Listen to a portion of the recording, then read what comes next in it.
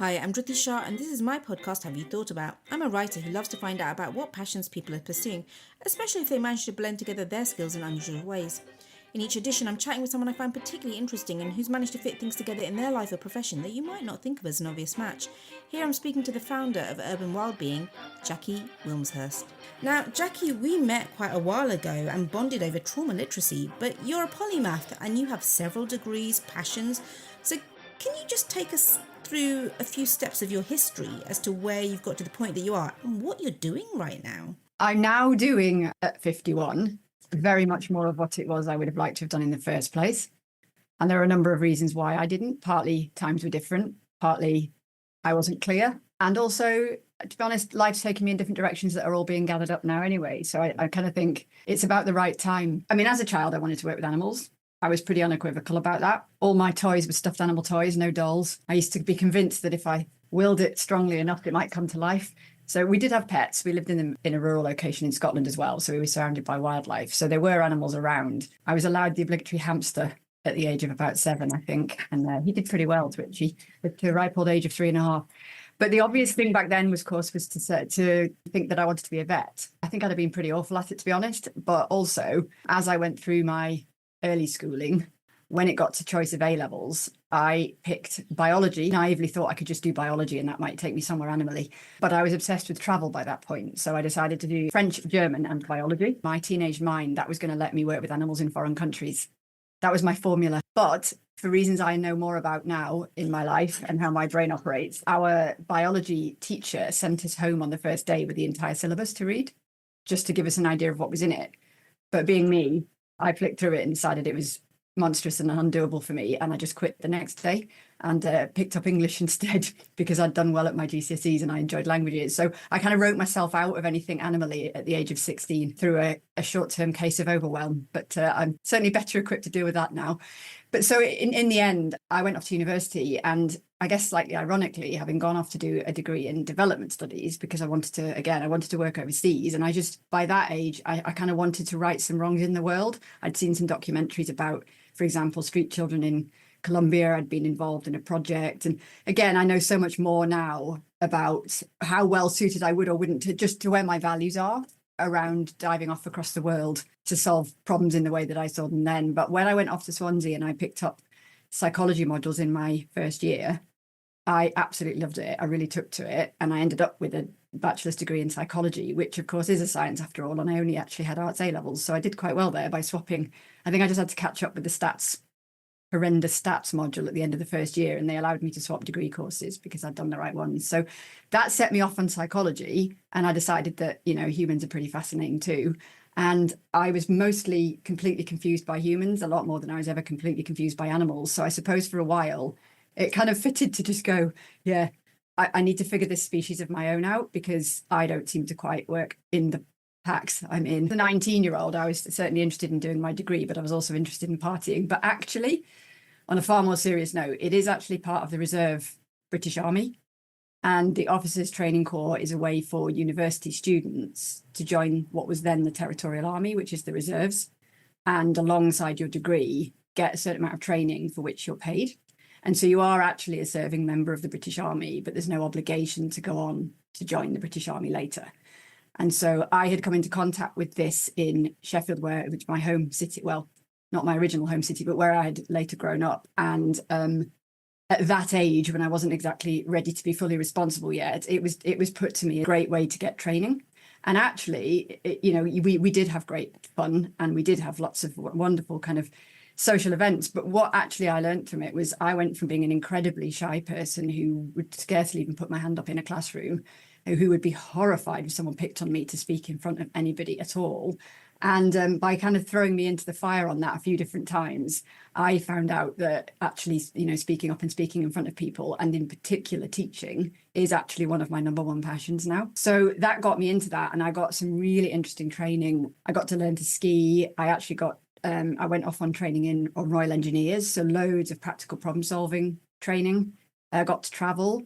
I was absolutely, completely determined that I wasn't going to join the British Army full time. It was something I wanted to do at university. But as it transpired after I left and I was back in Sheffield working as a care assistant and trying to, you know, I really enjoyed working with people, but I couldn't work out what to do in terms of, I've never really been someone who was trying to have a career. That word sort of used to puzzle me a bit. But I definitely wanted to do meaningful work. I wanted to use what I'd learned. Of course, I wanted to earn a decent amount of money, but I wasn't driven by the salary in itself. And I wanted loads of adventure back then. I hadn't forgotten about animals. They became a passion, I suppose, but not something I thought I could turn into a career.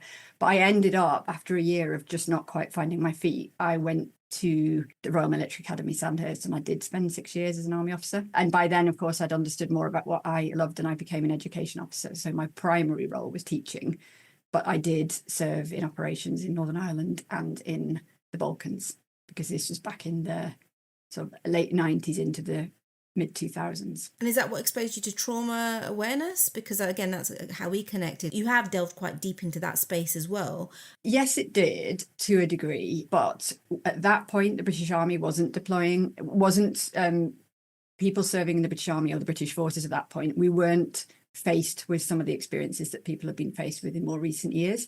I mean, certainly going into places, particularly like, for example, Bosnia, right off the back end of a peace agreement is when I was there. It was a NATO S4, it's called, Stabilization Force. Lots of stories, lots of evidence, but not right in the thick of the conflict. And so a lot more around sort of understanding vicarious trauma, cumulative trauma, but not my own. But that journey around understanding trauma also came from the fact that this was actually when by the time I'd left the military, is I had a fair amount of cumulative trauma of my own to have to address. And I think the combination of having the psychology background with having been in, you know, reasonably extreme environments around that topic, although it wasn't really being talked about in the British Army much then, luckily it is now, and then having to face my own stuff, for want of a better way to put it, is what set me on a path of becoming specifically interested in that. And then some of the later work I did. But while I was in the military, I'd actually always wanted to fly helicopters, but they weren't quite ready for women to be alongside men following the same routes in. So I had to go through a whole load of extra processes as a woman in order to finally get the chance to go and train as a helicopter pilot, which I did. But there was a bit of an epiphany for me there where I found the flying really challenging. I found it being up in the air in an air, we had to do fixed wing and then helicopters, flying a machine by myself, I found exhilarating and absolutely terrifying. And I was completely convinced most of the time that I was going to just suddenly not recognize which town was below me and not know where I was anymore and fly off into the sunset somewhere. Or I don't know if you ever get that thing when you're driving and you're worried that you'll suddenly like drive off the road or you might jump off. It's quite a thing that a lot of people have, where you think, what if my brain just goes off? And I used to just think I was going to forget how to land a helicopter while I was in the air. I wasn't a bad pilot. I passed everything. I was never on the edge of what they would call the warning system, where you're beginning to fail. I was adequately passing. I wasn't actually a brilliant pilot at all. I was in there by the skin of my teeth, it felt. And the epiphany for me came when I'd already been an education officer for a number of years. The Army had pilots who were not just officers. So we had what we call NCOs, non-commissioned officers, coming on the pilot's course too. And there was some on the course ahead of me and behind me, not on my own course. But those ranks, as they're going through their education in the Army, have to do different exams around sort of numeracy literacy. And there were a couple of guys who had some tests coming up and they were really stressed about it. So I offered to tutor them. And so when we weren't flying, the weather was bad, we were all just kicking around in the crew room, I would go off into the sort of quiet meeting rooms and have these tutoring sessions. And the big epiphany one day was when the weather cleared and there was an announcement put out that we could all get back and get on with our flying for the day. And my heart sank. I didn't want to go back to flying. I wanted to keep teaching. It's sort of several days of just going, what's going on? Like, I've waited 4 years to get here. I'm doing fine. My instructors have said I'm doing fine. And I just realized this isn't right for me. I was qualified in terms of flying 2 different types of aircraft, but I didn't end up going through and flying operationally. And at that point, they said no one had ever just decided to leave like that before. But part of it was the establishment had caused me to wait an awful number of years to get there, and things had changed for me. So I think they did take that feedback, and I know certainly things have changed now. It was definitely a lot more rare for a woman to be a pilot back then, and it's nothing to do with our capabilities, as we know. So that was all just good learning for me. And then from there, I just served the rest of my time, sort of essentially notice period, and left. But when I left, I was 28. That's when I was like, right, now this time I really am going to work with animals. I went off and did volunteer work in South Africa. I went and tracked wolves in Bulgaria and Russia. and bears. And I did all these brilliant like sort of conservation / animal behaviour placements, but they got me nowhere back in the UK with getting work, and I didn't have an ecology degree. So I've had a few false starts since then where I've obviously had to get back to earning. So it was natural that I would go back into learning and development. Then another completely crazy one was that I did end up doing a PhD in psychology, which wasn't in the topic I was actually initially intending. And it's probably too big a story for now, but a series of random events again, where I was going for what I thought I wanted and was intending. And then things changed, got in the way. And I ended up with this doctorate in the psychology essentially of risk and decision-making in relation to natural disasters. So I kind of was able to make it very much around our relationship with the natural world as well as with risk, and around resilience, community and individual. And so it had aspects of environmental psychology, social psychology, health psychology, and actually some of the other social sciences, hence now referring to myself more as a behavioural and social scientist, because I was pulling in anthropology, sociology.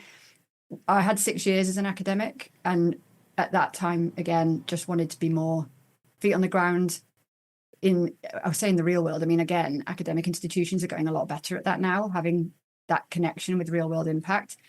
But at that point, it was very academic what I was doing and not getting me into the experiences I wanted to. That said, I did work with Indigenous people in Colombia on the side of an active volcano, and got to go storm chasing across the US, worked with the Discovery Channel or the Weather Channel. It's all quite important stuff as well, though. I know that we're moving towards the sanctuary, towards what you're doing now, but there is a lot of conversation around natural disasters, which I think is it the UN are saying natural disasters are not natural, they are disasters. So that is the messaging that's coming out. So it seems like you're often ahead of the zeitgeist. I've always felt like I'm just outside of whatever the norms are. I alluded to that earlier. I've always just been that one that sees things quite differently. What I know I was ahead of was some of, at the time, attitudes towards research that was still pretty top down, pretty paternalistic, often quite colonial. That came up in my own PhD Viva, and it's something that helps me to understand that even when I had been really interested in getting to know the communities that lived on the side of the volcano and their histories as a community, and I was even welcome to be like an honorary member of their sort of community and the tribe they were affiliated with. But even so, it was quite rightly pointed out that the way in which I had gone in to understand them, it was still very much, there was a whole piece that I had to do in my corrections around decolonizing methodologies. It hadn't, and so I was really already feeling like I was way out, and yet I still wasn't far enough, if you see what I mean. But what is true is that, yes, in terms of disaster risk reduction, back then a lot of assumptions were being made that I did my little piece to challenge around what we would call the information deficit model, which is if scientists and sort of agencies and people in various different sort of official positions know something about a risk or a threat, and people are not acting the way they think they should, like evacuating or like putting up flood defences or whatever that is in relation to these, the hazards are natural, disasters not. And that was around then, that disasters are created, whereas the hazards coming at people. But if people are not acting in the way that those in sort of official positions think they should, the assumption was always they just don't. We need to educate them, and they call it like the information deficit or the education deficit gap theory. Sorry, and then there's the attitude behaviour gap, that even when people do know what potentially would be good for them to do, not just because they've been told to, but because they do want to live, there's a big gap between that and us actually behaving in ways that are useful. And we know this, for example, that's why I was drawing on health psychology. We know how many people smoke, don't eat the right foods, don't take care of ourselves in terms of our own health. And it's not because we don't know, it's because there are other things psychologically in the way of us changing our behaviour. So it's a whole other topic on behaviour change. But I think in terms of as our climates change and as the so-called natural world, but I've got my own bee in the bonnet about that, the whole term about the natural world. But certainly there are more risks coming at us in things like extreme weather events. So I think the work that I did, it was fascinating, it was important, it was timely, but it wasn't really landing back then. And I think there's been a lot more done with that. But then how have you taken what are very big topics, big subjects, big impact in terms of sort of, the ripple effects? How have you taken all that, been in those spheres, and then been able to hone in on what you want to do, on the path that you're on now? Because you're doing a lot that's very much local, very much connected to that which is around you, very much looking Yes. after, again, well, let's talk into it, looking after and working with the creatures that are around you right now. So how do we Yes. go from that big journey, very sort of focused, finite, and this is where I'm heading now, this is what I'm doing now? The work there, everywhere I've ever been, I've tried to weave in something relating to particularly wild animals, not just any, not so much domestic animals, even though they're great too. But when I was in Colombia, I was working with people who were looking at animal behaviour in relation to volcanic risk and so on. But none of it was central to what I was doing. When I decided to leave that academic career, I had to default again to doing the things I was qualified to earn an income in, which is just life.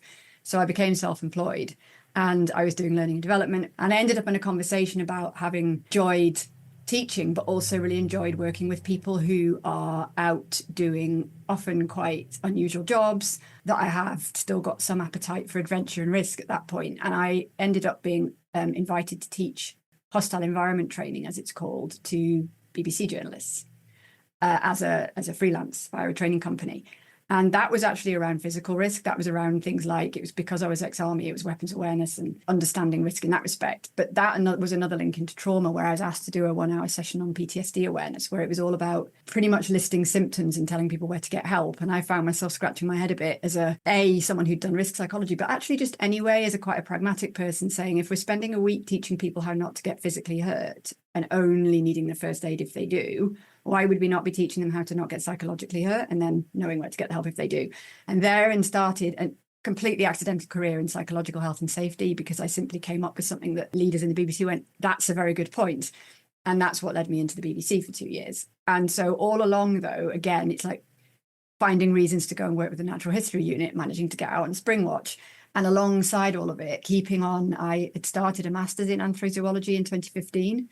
Very sadly, though, the contract with the BBC then, the budgets ran out and had to leave that. A few years later, I started a self-funded PhD. It just wasn't the right university or the right person for me to work with. So I did have to leave that one. That was quite a painful experience.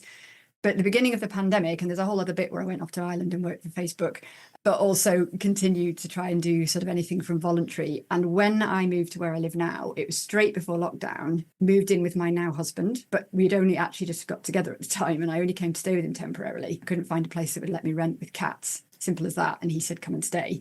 So whacked my stuff in storage, came here, got locked down. He was a key worker. And I realized there was a wildlife rescue nearby. And I contacted them to ask whether I could do any volunteering. And the answer was that no, I couldn't, in terms of going and doing it at their place, partly lockdown, but partly their insurance. And instead, they said, you can foster animals. They just ended up giving me wild animals and then not really telling me what on earth I was doing. And I had to go and find mentors online to make sure that I did the right thing by these animals that I ended up with. And one of them was this tiny baby squirrel. And I found a mentor in the States who's still my mentor to this day. And she's wonderful. And I had initially been fascinated by birds from the corvid family, crows, magpies. And so I'd initially taken them, ended up with a squirrel. I've had various other things along the way, rabbits and rats and all sorts of other creatures.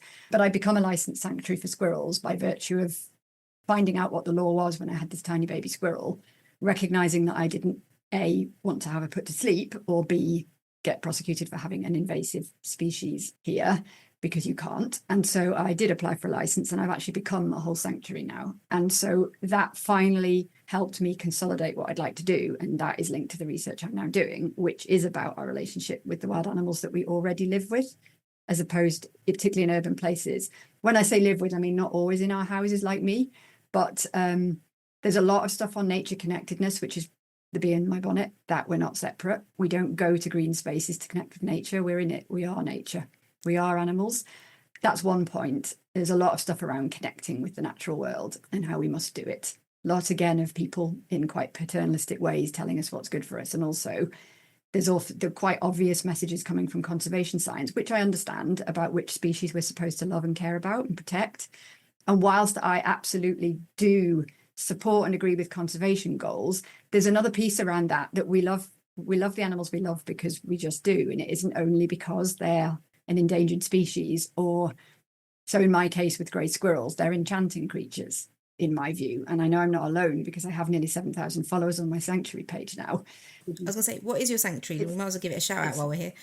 Oh, thank you. Yeah, it's called Nala, like from the Lion King, Nala's Nook Squirrel and Corvid Sanctuary. So I am on Facebook, and all sorts of complicated little creatures are here. I have 12 squirrels now and 4 birds, but the research that I've got into now is more filling that space between the kind of conservation message around which species we should protect and care about because of our, our larger ecosystem issues.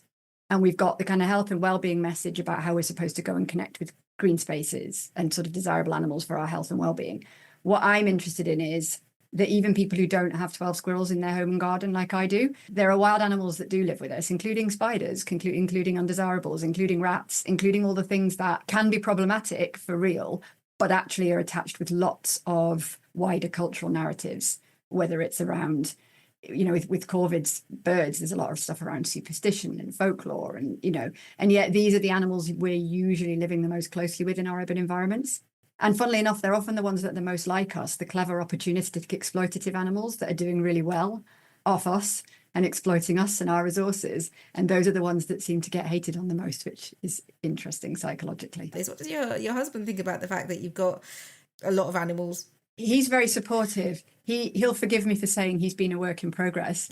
I already had the birds and he was supportive of that. He's an avid bird watcher. He doesn't usually want them to be living with him, but he was very supportive when I started to foster birds. When I first ran the idea behind him that I wanted to bring this 3-week-old squirrel home to Handria, even temporarily, his exact words were, "I'm not having a rodent in my house." Now I catch him chatting away to them when I'm not in the room. But joking aside, he has very much recognized that they've taught him things as well, that he sees them in a new way now, but he's extremely supportive of me doing what I do. I wouldn't be able to do it without his support. So he's not so hands-on with the animals, but actually in the summer I had a bit of an unpleasant time with my health and ended up in hospital for a week, and he took over and just ran everything in my absence. So I think he's interested to learn alongside, but that in itself, because I'm doing autoethnography for my research, and so he gets to be kind of a participant alongside me in that. The way in which he loves wild creatures is equally passionate and completely different. He loves them in a different way, and he follows his passions in a different way. Like, how are you able to survive? Because sanctuary life, it's wonderful, it's important, but it's not for a profit. It's in order to benefit the squirrels and the other creatures. So in this instance, have you had to make compromises in terms of making sure that you're able to have sort of a sustainable life, as it were, in terms of being able to survive, and especially in this current economic climate, as well as being part of this community of animals, this community that you're living in anyway, having your partner? Like, how are you making money? I'm very fortunate that at the time, I say fortunate, it took me from the age of 28 to the age of nearly 50 to actually get funded, but I did get funded. I was constantly applying for different opportunities for funding. This one at the Open University came along at a time where it's a faculty internal studentship, where I'm paid, it's a salary, it's a tax-free, it's considered expenses, but it's a tax-free income every month that is sort of baseline enough to keep me afloat. I then have 6 hours a week, which broadly does amount to almost one day, including now doing this, to do non-university, non-research related activities. So what I do there is I still do consultancy work based on what I was doing before, which is a combination of still some of the corporate work, but I do mentoring, coaching, I do learning and development programs, I do strategic advising. I would say that there's a lot of things going on globally that have meant that because I was working a lot in diversity, equity, inclusion and belonging, a lot of that has dropped away. We know why. And a lot of budgets have disappeared. Again, I used to work a lot in wellbeing. Very few people have much of a wellbeing budget.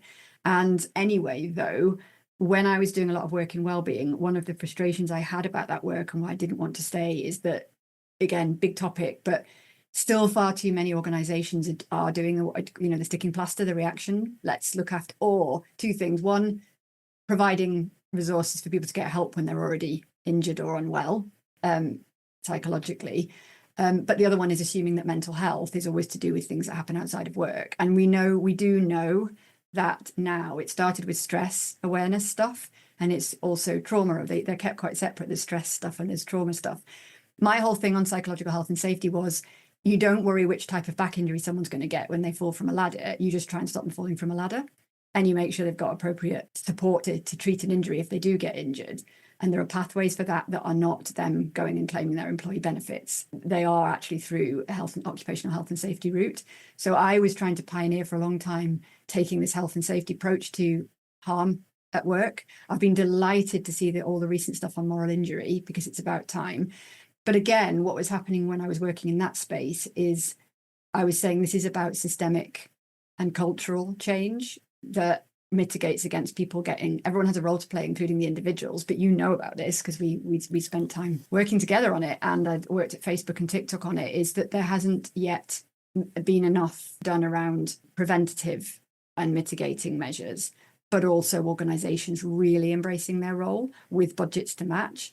And it has just been the kind of the little wellbeing budget, sending people off to employee assistance programs, counselling, which is actually a benefit that's not there for you for workplace harm. So all of that stuff is what I got, and I do little bits of it now, and it does appear to be getting better than it was. I go back to you being ahead of the like on that cusping zeitgeist, where before it becomes much more prevalent, much more, spoken about. So whether it's I guess so, yeah. That one, it's funny, I don't know why I had the reaction I did to the one about natural hazards. I wasn't sure if I was ahead on that. I think I was ahead with the spotting of the colonialism and the patriarchal and the top down and that stuff in terms of, but this one I do know I was ahead, yes. And I have been in that frustrating situation where I've been that, not completely lone voice, but in the companies I've been in lone voice, and then it takes off and suddenly it's, everybody's doing it and you've got a different set of challenges. I'm delighted a lot more people are doing it.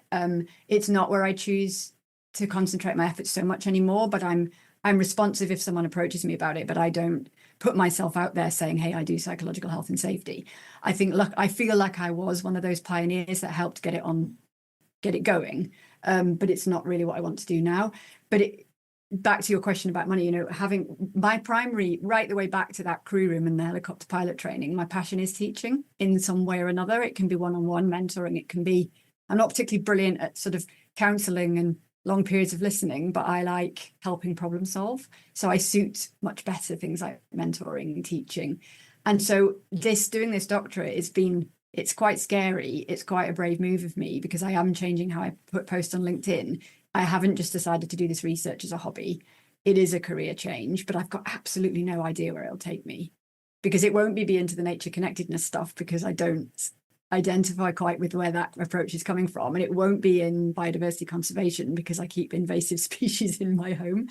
So it'll be somewhere around understanding our place in the natural world and how we can live in, I guess the slightly jargony thing is talking about living in multi-species communities in more healthy ways, where we understand ourselves better as animals, but we also have maybe a healthier coexistence with the other ones, even if they're annoying and nuisancey and we don't always want them in our homes. And can I just check, because you would be more familiar with this than I am, and I'm just starting to, I guess, be on my journey and learn more.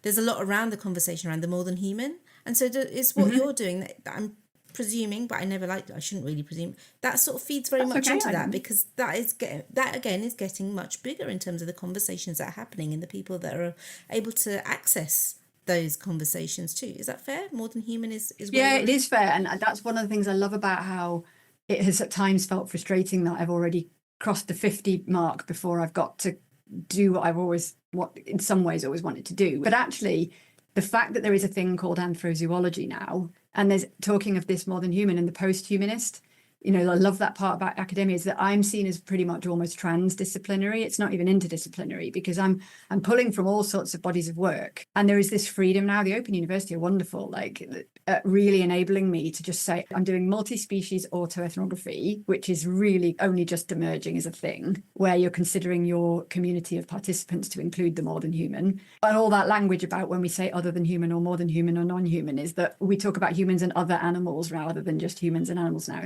And that was Urban Wildbeing founder Jacqui Wilmshurst. Do you have an interdisciplinary life? I'd love to hear from you.